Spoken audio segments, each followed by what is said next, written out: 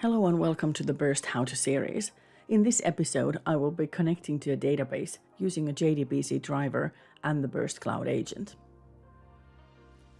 There are a few things to take into consideration when connecting to databases and data lakes. First, your database connection will require the database type, database name, and login credentials. Each database connection has its own connectivity requirements depending on the vendor. You will need to download the JDBC driver for your data source and place it in the Birst Cloud Agent drivers directory. Birst will supply the driver for Microsoft SQL Server. In addition, you will need to download and run the Birst Cloud Agent when making connections to on-premise databases. There's a video on the Birst Cloud Agent installation in our video library, and agentless connections are available for cloud-based data sources. Let's take a look at how it's all done. Creating the connection starts from an enterprise or professional space. Once the space has been created, we go to Modeler and Connect tab. The connection can be created in two different ways. You can click on the plus sign on the left side of the screen or use the icons on the right side. You can change the connection type from the drop-down menu on the top. We will continue with the SQL databases.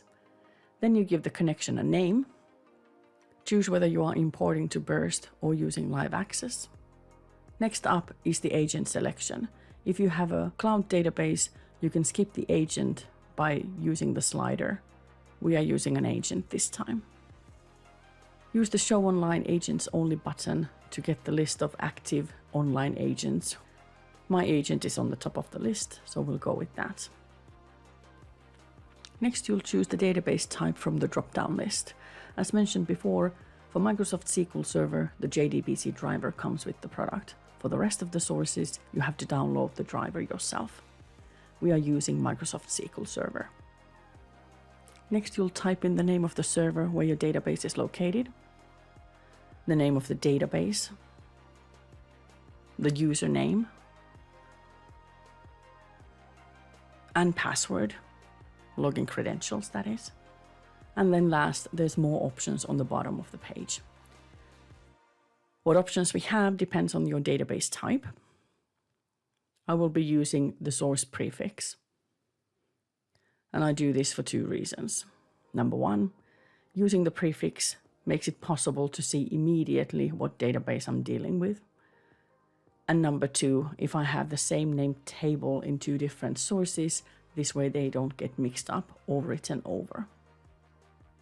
So once everything is done, we save the connection and connect to the data source.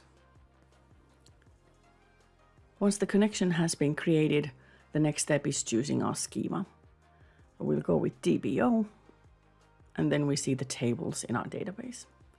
We'll do two imports here. First is a table import from the accounts table.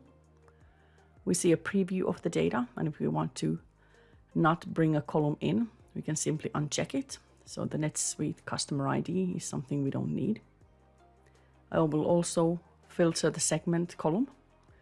So we don't want the SMB lines of data to be brought in with this.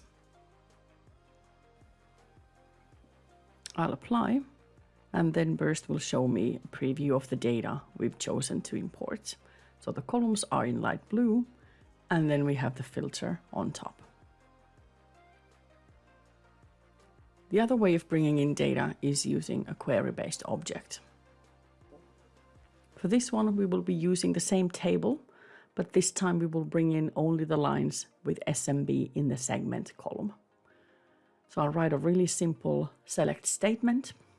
We'll bring in all the columns from the table accounts where the segment equals SMB.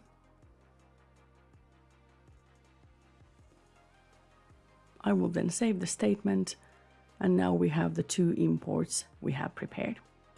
Accounts as a table import, SMB accounts as a query-based object. I clicked on SMB account to see the preview of the data, and as you can see, the segment column only has the lines with SMB in it. So let's do the import. Once the import is complete, we go to the prepare page. In here we can see our imported data sources. They're both grayed out, meaning that they are in ignored state. We can still take a look at the preview of the actual data. Once again, for the accounts, we can see that in the segment, the SMB lines are missing. And for SMB accounts, SMB is the only thing we see in the segment column. And that's how you import data from a database, from a JDBC source into Birst. Thank you for watching.